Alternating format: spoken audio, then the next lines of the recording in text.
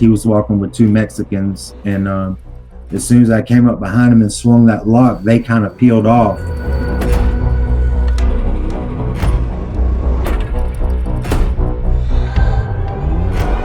And I just hit him with the lock in his head. When I came across the back of his head, I just ripped real hard, and it went around and smacked him right there in the face. And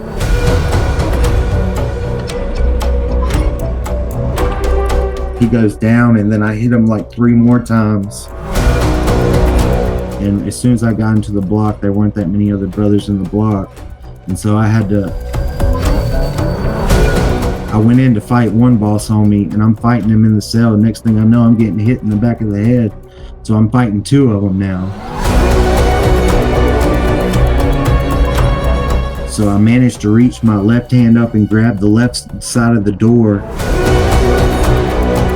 And then they're still hitting me and stuff in my head and shit. And I grabbed the other hand on the door. And so now they're trying to pull me back in the cell, and I'm hanging on the door like my body's like sideways. And one of them runs up and knees me right in the side, but I'm able to make it out of the cell.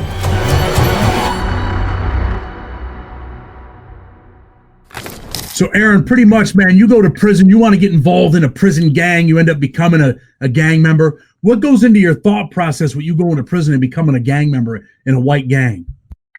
Man, I really felt like I had to prove something. Like I felt like I really needed to prove myself to these guys, you know. I felt like if I wanted to survive and thrive, that I was going to need some help. You know, I knew I couldn't. I mean, I didn't want to do it on my own.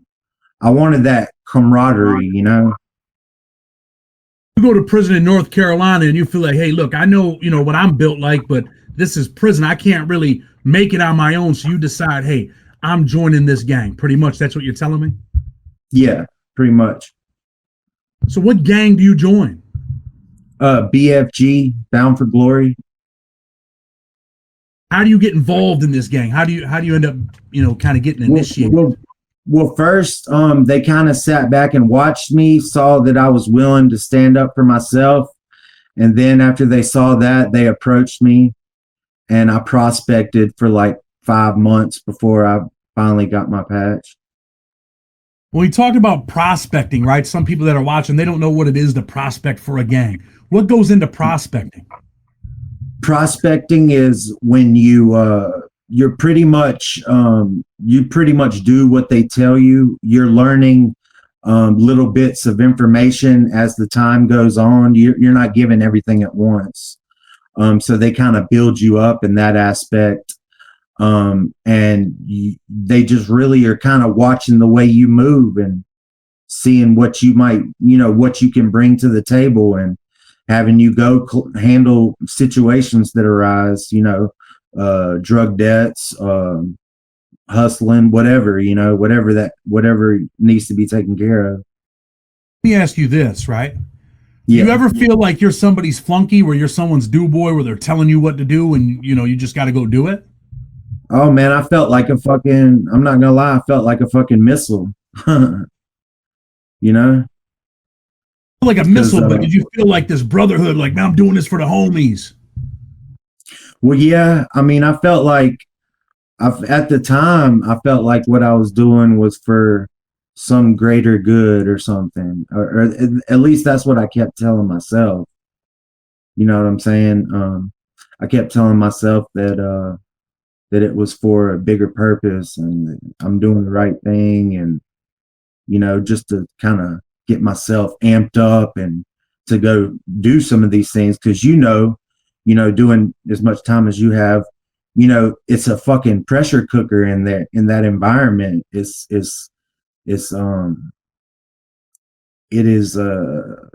just the level of violence in close custody, and I'm sure in the feds, it's just it's on another level. It's definitely on another level, but how do they ultimately give you your patch? Your patch is a tattoo that represents the gang that you're finally initiated in, right?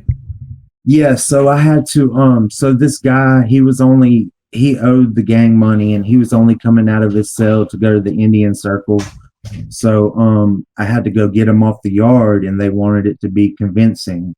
So they gave me a master lock, and I took a white tube sock, wrapped it around the lock. After this was at Tabor City, this was at Tabor Correctional. After breakfast chow, I snuck over there where he was. I hid in a brother's room, and then when we went out to go to lunch, he was walking with two Mexicans, and as soon as I came up behind him and swung that lock, they kind of peeled off, and I just hit him with the lock in his head. When I came across the back of his head, I just ripped real hard, and it went around and smacked him right there in the face, and he goes down. And then I hit him like 3 more times, and blood starts going everywhere. And then this black young CO woman ran up to me and pepper sprayed me, and I put the lock in my fist and just went down because I didn't want him or nobody else to get the lock, and use it on me. Talk about what goes into this, right? You're in this white gang. They call you in. They want it to be convincing. Where's this happen? Does it happen in a cell? They're like, yo, listen, bro, we really need you to do this. This is what it is. Give us the rundown on how it works in prison and how you go on a mission and how someone tells you what to do. So pretty much this guy, JD, he was higher up in the gang. He was in my pod, and there was like one other white dude in there, but he was like ABT or something. So JD comes, and the ABT dude comes over there too, and they both come over there, and he's just telling me how he wants it done good. He wants the guy fucking off the yard. He wants me to break his jaw and shit. And so at the time I was like, all right, I'll fucking go. I'm going to swing as hard as I can. So I literally fucking swung the fucking lock as hard as I could. Like I almost killed the dude.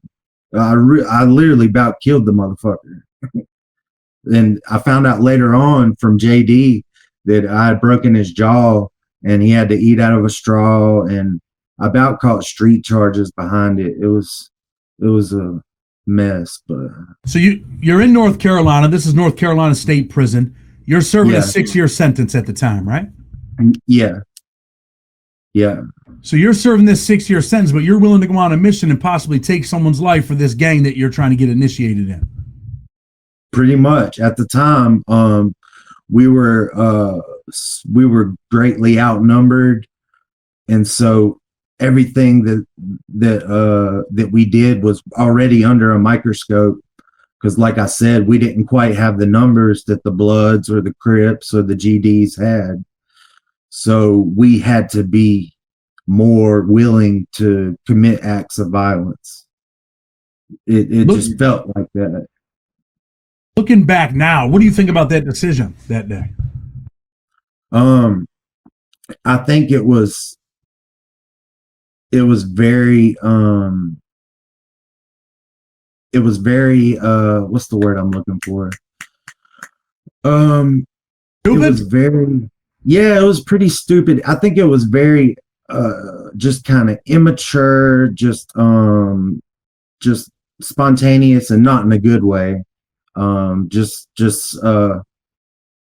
wasn't really thinking. What happens if you would have killed the dude? How much time do you think they would have gave you? I think, considering the environment and that we were already in prison, I think they probably would have given me an extra 15 to 20 years. Started out with 6, could have left with 26. Yeah. Stupid. And so now, you go on this mission, you do this, you go to the hole or whatever you guys call it in North Carolina. Do you end up getting out back on the compound at that prison? No, I actually ended up going home after that.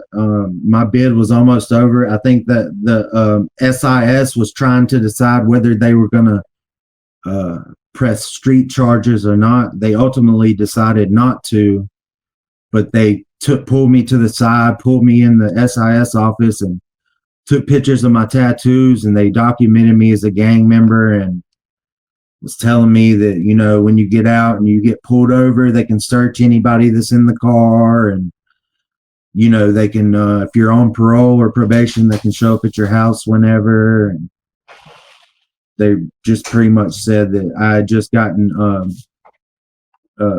whatever you call it, STG because of that. I think they need like 2 or 3 things to do it.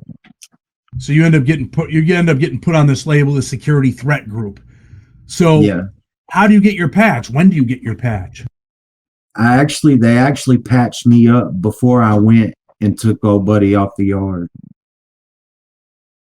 What's that like? I mean, this is like your initiation. Some people watch these mob movies and they see the paper being burnt in the hand and all that. What's an initiation like to join this white gang when they're giving you the patch? It's like, yo, what's up? Everybody's congratulating you. What's it like? It it felt good at the time because I felt like I was a part of something and stuff. But like it just it's like all the brothers kind of like accept you. They kind of kick it with you, I guess you could say more. Um, you get to learn, you know, about them and stuff, just different stories and stuff, and just kind of being brought home, I guess you could say. Now you feel like you're part of this group, you're part of this gang now, you got your patch, you're that dude. Now you're a gang member officially, right? Yeah. I see the tattoo on your hand. What is that? Oh, these are just one's a scorpion and another's a roadrunner. What's that patch? What's the patch like for the gang that you were part of? I'll show you right quick. I got it on my ribs. So you did all that for that tattoo right there on your ribs, right? Yeah. Looks like a 5-year-old drew on your side, bro. I'm just messing with you. You got the pattern for that? Someone watching might want to get the same one. It's all good. So anyway, you end up in prison for some violent crime stuff too, right? That's what you went to prison for? Yeah, robbery with a dangerous weapon, conspiracy to commit robbery, second-degree kidnapping, assault on a government official, assault with a deadly weapon with intent to cause bodily harm, fleeing to elude, speeding, driving without a license. It was all kind of at the same time. So what are you doing? What causes this to happen? What's this robbery like? Who are you robbing? We robbed some drug dealers in Raleigh. We ran in their house and we took their guns from them. One was like a Italian semi-automatic pistol, and the other was a Smith & Wesson 38 revolver. And we robbed them with their guns and took their shit. And then Charlie smashed a bong over one of them, and then we left. Later Talk about that for a minute. Were you getting high at the time when you guys decide, hey, we got to catch a robbery? Yeah, we were getting high. We were on cocaine at the time. What about opiates? Yeah, we did opiates. We did like oxycodone 30s, Opana 40s, Dilaudid K4s and K8s. That was mostly what we were doing. So, I mean, you had this drug addiction that was kind of spiraling out of control. Yeah, it was at that point in time, it was beyond out of control. It was beyond controlling. How do drug addicts rob drug dealers, right? I mean, are these dudes sitting in a spot? Like who are these dudes? We ran in, it was really late at night, and they were actually heroin dealers, but they had pills and a little bit of Molly and some marijuana and cash and stuff like that. But Charlie actually knew them. I didn't know him. Charlie knew him, and he had some kind of beef with them. And so we just agreed to go with him and do this robbery. These white dudes, black dudes? White dudes. So you run in on these white dudes that got some guns, and you guys take their guns.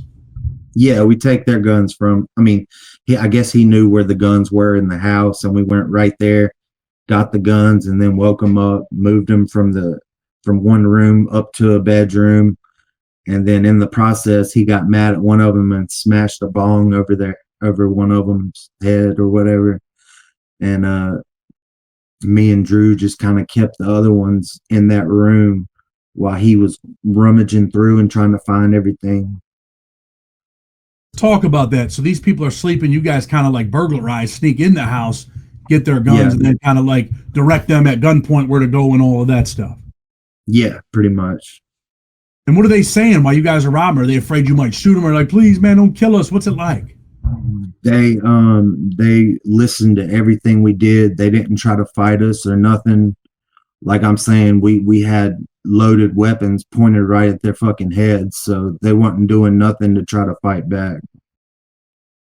Crying, no begging for their lives, none of that.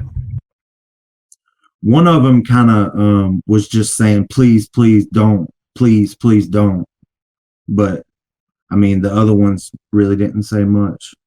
How do you feel when they're kind of begging for mercy? Do you feel any type of remorse or compassion, or is it like, man, this is what I am, this is what I'm here for, this is what I'm doing? Yeah, at that point, it was already past. We were past the point of remorse or anything like that. You know, we had already entered their house. We're already committing all these felonies. It was already a done deal at that point. You know, There's no turning back. no turning back at that point. Gun could have went off, could have killed somebody. Could have easily killed somebody that night. We were all on drugs too. All it takes is a slip of a trigger.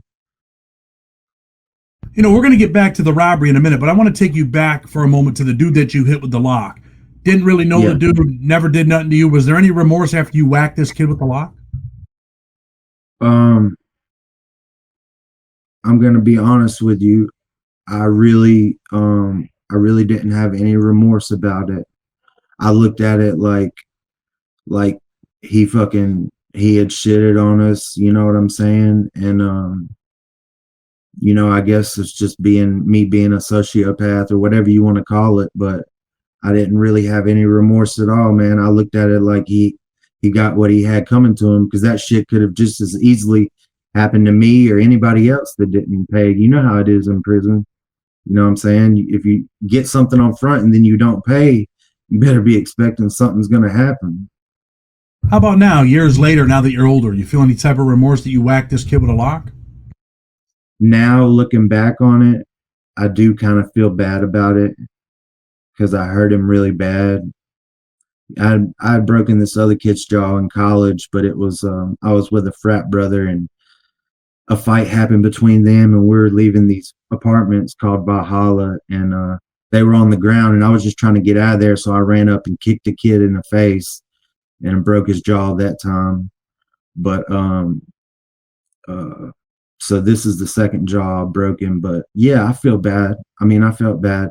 I feel bad now. You run around breaking jaws. Yeah, pretty much out of control. Let me take you back to this robbery, right? You guys rob these dudes. Do you tie them up when you leave? Yeah, Charlie had went around and tied up all of them, and so they were tied up, you know, hands behind their back, and I think he tied their feet together. That way, you know, I guess to give us more time to get away. You guys actually get away? How long are you out? How long are you on the run before they actually lock onto you guys? Shoot, they didn't catch up with us for a whole year. Because, like I said, he got caught with the guns. I wanted to get rid of the guns, but he wanted to keep the guns. He got caught with those guns, and the guns were clean. They weren't hot. They were clean. You know what I'm saying? So they linked the guns back to that home invasion. You see what I'm saying? The dudes never told on Charlie. They knew who Charlie was, though, right? Yeah, they knew who Charlie was. They didn't know who me and Drew were. But they ended up linking those guns back to that home invasion because Charlie somehow got caught with the guns. And then what it was they had a gas station that we had driven by, and it got my tag, so they had my car on camera too, so they had some evidence against us. Yeah. So how much time does Charlie get? Charlie ended up catching about 16 years because when I was in Wake County Jail for the robbery charges that we did that night, he ended up bonding out because he got a $1.5 million inheritance from his dad. And so he posted bond when he got out. Um, him and CJ were downtown Raleigh, and they got into it with two other gang members, and Charlie pulled out a gun and tried to shoot at the other gang members, and he ended up shooting and killing his friend CJ. He hires a expensive attorney, and he ends up only getting 16 years for killing his friend CJ. So Charlie's a gang member. What gang is Charlie in?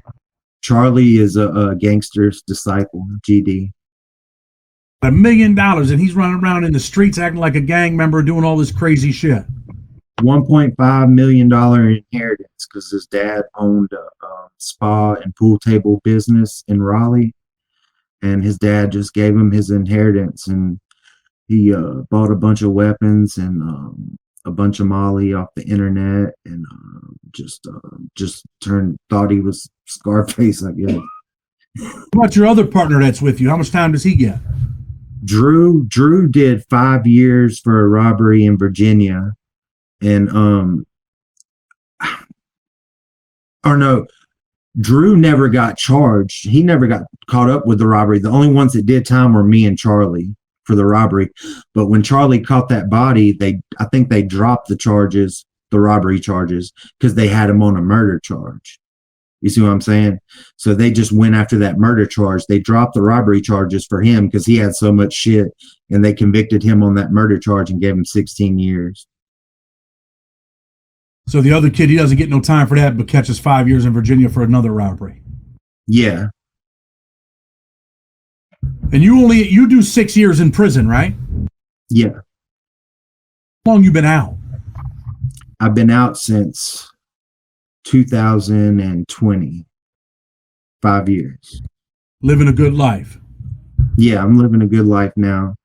I'm recently sober. You know, I was still struggling with drugs a little bit, methamphetamine and a little bit of fentanyl, but I'm 90 days clean now. I went to detox and went to rehab, and so I'm clean off of everything for the last 3 months. Where are you living at? Living in Charlotte. You living with yourself, your parents? No, I'm by myself. Not at a reentry house, nothing like that? No. Working a job? No, I'm about to go back to work though. I got a job lined up. I was working at this place called Bud of California. I was a material handler there, but I worked there for like 16 months. But I've got another job lined up that I'm about to start soon. I mostly work in like plants and got like manufacturing experience and stuff like that. I want to ask you about your drug addiction. You know, when you were at your bottom, what did your bottom look like when you were out there using opiates, getting high, robbing, stealing? What did your life look like? My bottom looked like I would start the day with 3 oxycodone 30s. I would snort 3 of them at once, and then I would make it until about afternoon, and I would have to have 3 more. And then after dinner, I would have to have 3 more. So I was doing probably 9 a day. And you know, those pills go for street value, like $30 a piece, but I was getting them much cheaper. But how are you supporting your drug habit? You robbing, stealing? Hustling, robbing, stealing, ripping and running, anything. We'll talk a little bit more about your prison experience, right? You don't hear a whole lot about North Carolina State Prison. What was the violence like there? I mean, not just your incident, but you know, what were some of the things that you've seen, that you experienced there? I seen a lot of fights. I seen stabbings. Seen people get hit with locks. Close custody was a lot more violent. When I finally made it to medium, it was a little more.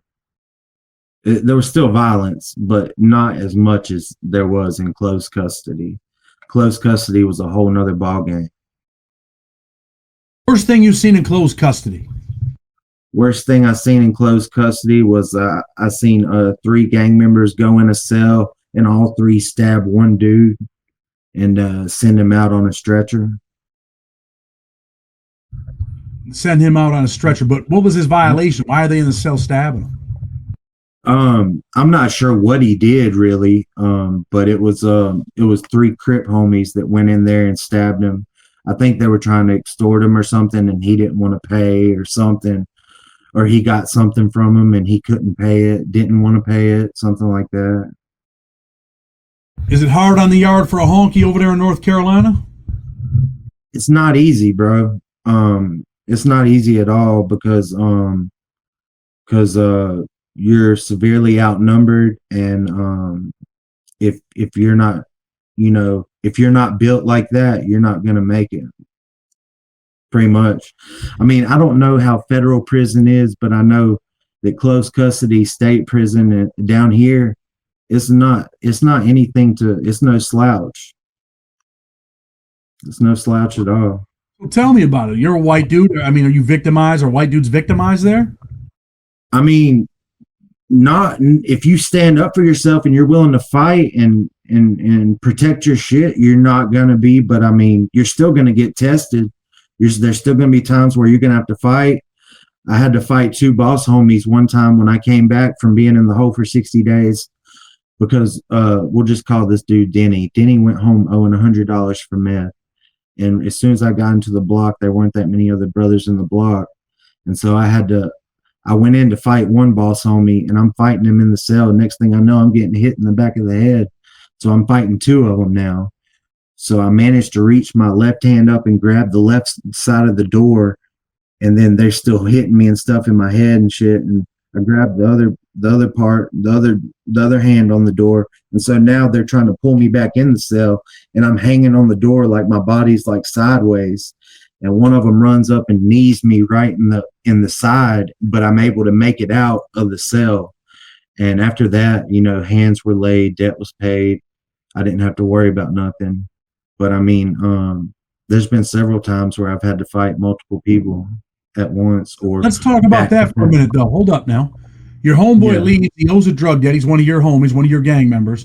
So you come in, you do it. They're like, "Yo, man, someone's got to pay because your homie walked out the door owing $100." Yeah. They wanted me to pay the $100. I told them, they said either pay the $100 or shoot the ones. So I told them I wasn't going to pay the $100. So I told them I'd shoot the ones. So they would have got you into the cell, right? What would have happened? You think they would have demolished you in there?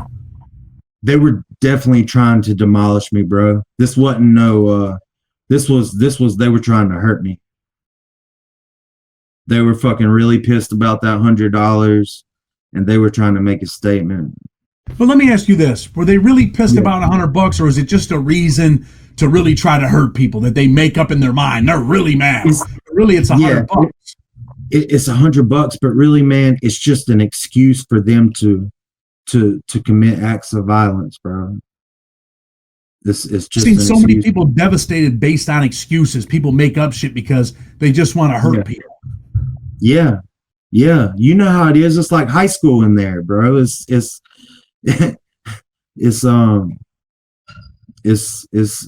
another world. Like high school with serious consequences. Yeah. High school with a lot more serious consequences. But you talked about other incidents that you were involved in. Like, what were you involved in and why? Let's see. Oh, I got into it with one of my own brothers one time. This dude was serving a life sentence, and he was a captain, and he got all high on meth, and he decided he wanted to try to get me to go. He wanted me to go stab the corrections officer, the CO. And I was like, bro, I ain't going to stab no. I told him no. And so me and him got into it. We fought each other over it. And when he came down off of the meth high, he fucking he apologized to me, but it's just dumb shit. Like, he's asking me to go potentially catch a life sentence because he's got a life sentence and he's never going home. You know what I'm saying? This dude's got a life sentence. He's mad at the cop. You got 6 years. He wants you to go stab the cop because he ain't got the balls to do it. Is that possible? Yeah, pretty much. After that happens, right, and you end up fighting the captain, right? Dude's getting high telling you what to do. What are you Yeah. thinking in your mind when this dude's telling you what to do and pretty much putting you out there? What are you thinking about your gang at that moment, at that Bro, time? You thinking like, man, what the hell did I do? at that moment, I'm thinking, dude, this shit is so fucking dysfunctional. What have I got myself into, bro? Like, am I in too deep? Like, I'm fucking stressing, bro. I'm stressing. Worried about consequences after you end up Worried fighting about, with the captain? yeah, I'm worried about consequences from other gang members, from my gang members.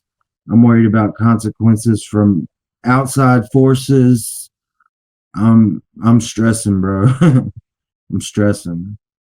What's it like to get locked in your cell after all that stuff happens and have to think all night long, like, damn, man, what's going to happen to me tomorrow? What's it like to It, be in that position, man? What's it feel like inside? Tell people that never experienced that feeling. bro, it feels like it feels like you're caught in a fucking horrible dream that just keeps getting worse and worse every hour that goes by. It just gets progressively worse and worse. It's like you're living in a fucking nightmare, pretty much. Living in a nightmare, but you end up getting out of prison eventually. What do you think about Yeah. the gang when you leave? Are you like, whoa, I'm done with this shit or no? I mean, no, I still got homies on the streets and shit. So I'm still, in contact with them, and I still make moves with them every once in a while. But man, honestly, at this point, I'm just trying to turn my life around, trying to fucking turn over a new leaf, and just, I don't do drugs anymore. So, um, I'm trying How old are you, man? to How old are you? 37. 37 years old. You still make moves with some of the gang members. Too old to No? be doing that. Yeah, Okay. I'm too old. Yeah, I'm too old to be doing that. But earlier you said that you make moves with them sometimes, but you haven't done it in a while. I was in my addiction, but I haven't since I quit doing drugs. You got any kids? No, not yet. No kids, but you just live this lawless life. You get out of prison. When you walked out of prison, what was your thoughts? What were you thinking you were going to do with your life? Um, I had contemplated trying to start maybe a small business or something. I thought about I don't know exactly what, but I had thought about maybe starting some kind of small business and just working for myself, honestly. But I haven't But done that yet. I mean, hey, look, everybody has a dream, right? Maybe, hopefully, you can chase it and achieve it. Yeah, But you just got done, going through the addiction thing, and hopefully you stay on the right path. How long were you yeah. getting high? How long was that cycle until you recently got clean? That cycle was from the age of 16 all the way to 37. So, yeah, about 20, 21 years Where are your parents at? back in Gastonia. What are they doing with their lives? My dad recently retired. He worked for a trucking company called Freightliner, and my mom's a social worker. You came from your parents are still married. No, they divorced when I was like 10. Was there a stepfather? Yeah, I had a stepfather. Mom still with him? He stepfather actually passed away. So now I just have my mom and my dad. I'm asking you that because I want to know what your upbringing was, right? Like Yeah. what led to your addiction to you starting to get high? How did that start? Really, it just started out of curiosity, and um, I just have always been able to get shit, and not everybody like where I grew up at could get shit. Like there was only kind of like a select amount of people that was able to get those kind of pills, and I was one of them. Um, but really it just came down to me being able to get shit from a young age, and just kind of broke the ultimate rule of getting high on my own supply. And you were in college, you said you were part of this fraternity, right? Yeah. What was your major in college? Psychology. Holy shit, man. Well, I don't know if I would want you kind of, you know what I'm saying? Psychology. Yeah. You were in college selling drugs, though, while you're going to school to, become a psychologist, maybe. I was so high on prescription painkillers that I graduated and I didn't even walk across the stage because I was so fucking strung out on pills. You did graduate. I did graduate, yeah. How does that happen? I mean, you're getting high while you're in college. I mean, you passed the finals. I've always been able to kind of just go in the classroom and like kind of I've just always been good like in the classroom, bro. I don't know how to explain it. Like when it comes to taking tests or doing my work, like I had a fucking 3.3 GPA in college overall. So I had like over a B average. I've just always been like kind of like book smart like that. Like I've been able to go in and figure out what they, just figure it out. I don't know how to explain it. It's just, I would keep up. I was very meticulous with keeping up with whenever my papers were due and whenever I had tests. And even though I was doing all this shit on the side, I just somehow was able to multitask. Well, listen, man, I mean, you're out, you're off drugs, you've been out a long time, you're off drugs, not committing no more crimes, right? Nope, not committing any crimes. Done with the gang shit or no? Yeah, I mean, I have to be, man. I can't, I don't want to fucking go back to prison. I don't want to fucking, I'm trying to get my life together. I mean, I still believe in it and rep it, but like if somebody says jump in, we're going to go do something, bro. I don't know if I you know what I'm saying? I just think at 37 years old, repping a gang, all of that shit, man. Normal law-abiding citizens are not representing gangs. They're not repping gangs. They're not looking for ops. They're not going out with the homies to commit crimes. Like normal citizens don't do that type of shit, right? And at 37 years old, at some point, Aaron, you got to grow up, right? Yeah, you're right. You're right. I ain't repping nothing like that. I'm representing my wife and my kids and, living my best life. That's what I'm repping. You know what I'm saying? I feel better about it. That's the right life. That's a righteous life right there. Well, listen, man, we're going to get ready to close. Anything you want to say before we go? I just want to say, if anybody is watching this, if you are on drugs, please try to stop because I promise it doesn't get better. It'll only lead you to darker places and potentially put you in a situation that you cannot find your way out of. Well, listen, Aaron, I definitely appreciate you coming on, sharing your story, your experiences. We get a little glimpse at close custody in North Carolina on Blood on the Razor Wire TV. I'm going to tell people if you like what we're doing, hit that like button with respect. Until tomorrow, we're out.